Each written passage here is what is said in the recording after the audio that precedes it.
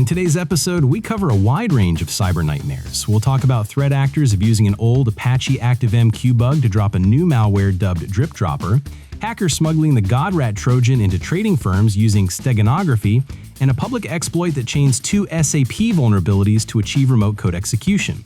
We also look at how PyPI is blocking more than 1,800 expired domain emails to curb supply chain attacks, a ransomware attack that knocked U.S. pharmaceutical firm Inotiv off its feet, a data breach at the Business Council of New York that exposed personal and financial records of over 47,000 individuals, a Salesforce data theft incident that hit Allianz Life and 1.1 million customers, and a multi-stage spear phishing campaign delivering the XenoRAT malware to European embassies in South Korea.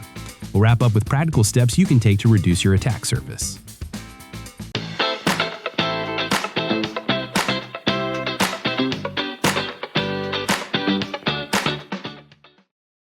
Today is Wednesday, August 20th, 2025. I'm Arun from the SecMaster, host of this daily security updates podcast. Thanks for joining us today, and happy Wednesday. It's great to have you with us. Let's kick off with a wild story involving an old bug and some very creative crooks.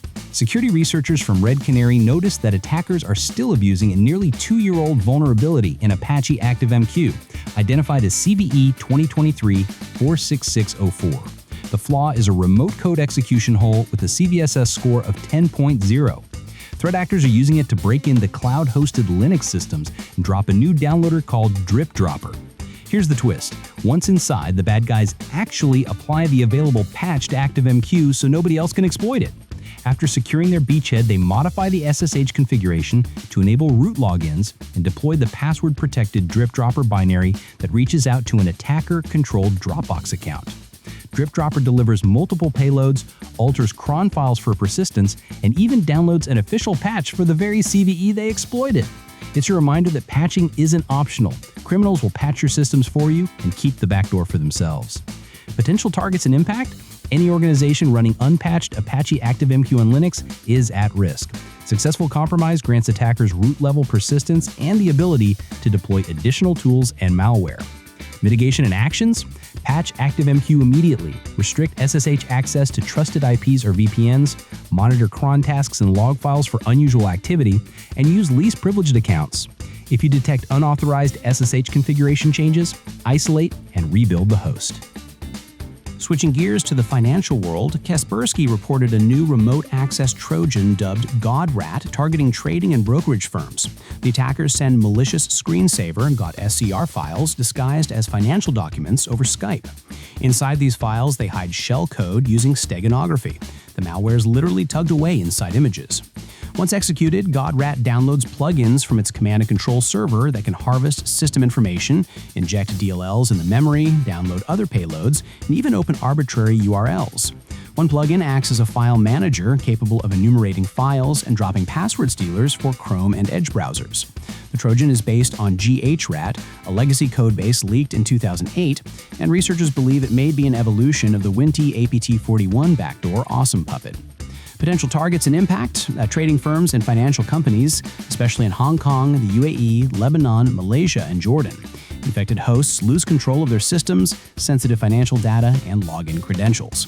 Mitigation and actions: educate employees about not opening unsolicited attachments, block .scr files at the gateway, enforce application whitelisting, and deploy endpoint detection tools capable of spotting steganography-based loaders. Organizations should monitor their networks for outbound connections to unknown C2 servers and apply network segmentation. Regularly update antivirus definitions to detect derivatives of GHRAT and adopt strong phishing defenses.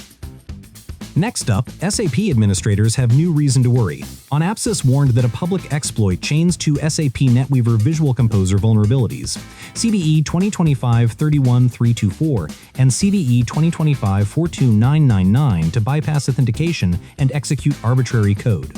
CVE-2025-31324 is a missing authorization check, CVSS 10.0, and CVE-2025-42999 is an insecure deserialization bug, CVSS 9.1. Together, they let unauthenticated attackers upload and execute files on vulnerable servers.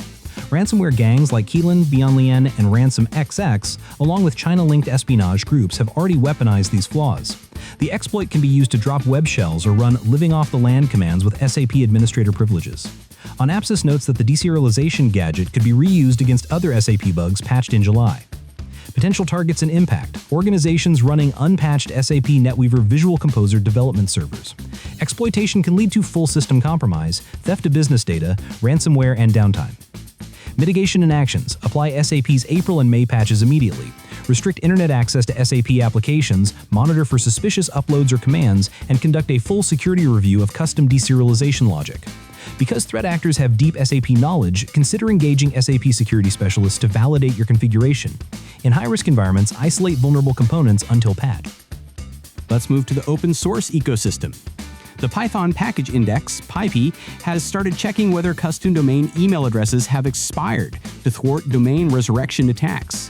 When a domain associated with a PyPI account expires and is purchased by an attacker, that attacker can reset the password and take over the package maintainer's account. Since June, PyPI has automatically unverified more than 1,800 email addresses tied to expired domains. The service queries the status of each domain every 30 days using Fastly's API and marks the email address as unverified if the domain lapses. Users are encouraged to enable two-factor authentication and add a second email from a trusted provider like Gmail or Outlook.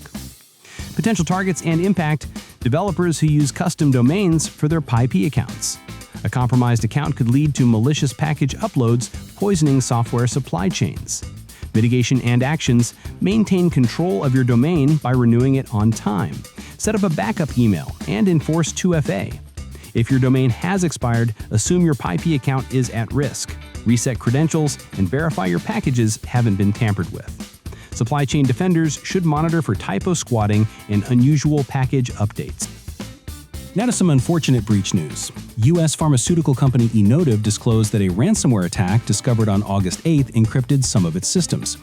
The Killin ransomware gang claimed responsibility, alleging that they stole roughly 176 gigabytes of data, covering about 162,000 files.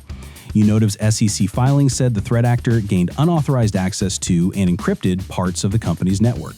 The Indiana-based contract research organization employs roughly 2,000 people and generates over $500 million annually. Business operations have been disrupted as certain networks and internal applications remain offline. The IT team is working to restore services and has migrated some functions to offline alternatives, but there's no timeline for full recovery. Potential targets and impact: the research and pharmaceutical sector. Such attacks may compromise sensitive drug development data, intellectual property, and animal research records. Mitigation and actions: implement strong backups and disaster recovery plans, segment networks to limit lateral movement, and monitor for ransomware indicators like anomalous file encryption. Strengthen access controls, apply critical patches promptly, and train employees to recognize phishing emails. Engage law enforcement and incident response teams immediately if a breach occurs. In another disturbing breach, the Business Council of New York State, BCNYS, revealed that attackers accessed its systems in February and stole personal, financial, and health data belonging to more than 47,000 individuals. The Employer Association represents over 3,000 member organizations and indirectly supports 1.2 million workers. According to a filing with Maine's Attorney General, the breach occurred between February 24 and 25, but was only detected on August 4. The stolen data includes full names, social security numbers, dates of birth, state ID numbers, bank and routing numbers, payment card details, and electronic signatures, plus medical information like provider names, diagnoses, and treatment details. BCNYS is offering free credit monitoring services to those whose social security numbers were exposed and urges victims to watch their accounts and credit reports for identity theft attempts. Potential targets and impact: large employer associations and membership organizations with vast data stores. Exposed individuals face risk of identity theft, fraud, and privacy violations. Mitigation and actions: organizations must implement robust intrusion detection and regularly audit network logs to catch breaches early, encrypt sensitive data at rest, enforce strict access controls, and maintain an incident response plan. Affected individuals should freeze their credit if necessary and monitor medical statements for fraudulent claims. We also have a massive data theft story involving Allianz Life. The insurer disclosed that hackers stole personal information of 1.1 million people during a Salesforce data theft attack on July 16. The attackers gained access to a third-party cloud CRM and siphoned data belonging to the majority of Allianz Life's 1.4 million customers. Shiny Hunters, an extortion group, later leaked the databases which contained roughly 2.8 million records for customers and business partners. Have I Been Pwned reported that the stolen data includes email addresses, names, genders, dates of birth, phone numbers, and physical addresses, and some victims confirmed that their tax IDs and other sensitive information were accurate in the leaked files.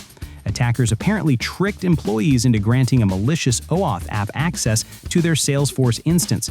The same campaign has hit other global brands such as Google, Adidas, Qantas, Louis Vuitton, Dior, Tiffany & Co., Chanel, and Workday.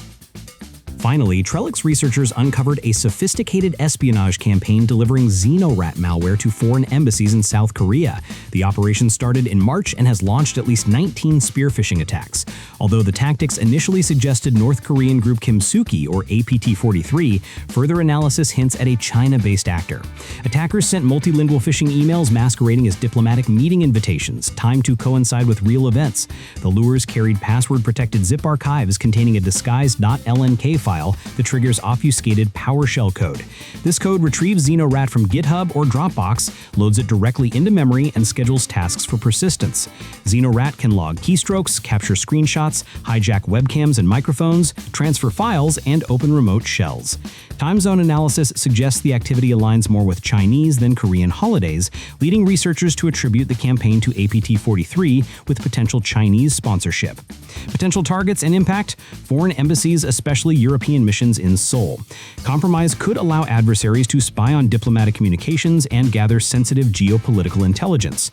Mitigation and actions: diplomats and staff should be wary of unsolicited meeting invites and avoid opening password-protected archives. Use secure diplomatic channels for sharing documents, enforce advanced email filtering, and deploy endpoint protections that can detect fileless malware like XenoRAT.